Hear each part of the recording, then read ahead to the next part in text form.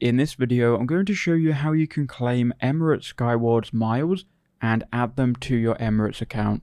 So if you've been on a flight recently, whether it be with Emirates or an Emirates partner airline, but you didn't add the miles to your account, well, you can actually take your booking ticket and you can enter in the info and add those miles to your account even after you've taken the flight. So on the Emirates website, you need to have an account. As you can see, I'm logged in. If you wouldn't be logged in already, there'll be a login button. You can log in or create your account on Emirates. Now, once you've done that, you need to go to loyalty and click on it and then go to claim miles. That will then open up this window where it's going to explain a little bit about how this works. Now, to claim miles, click on claim miles.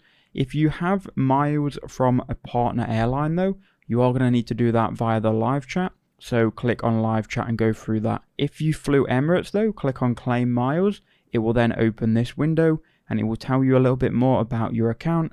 You can then scroll down and you need to enter in the ticket number, the booking reference and the passenger name. And once you've done all of that, you click continue and then the air miles will then be added to your account. So that is all you have to do.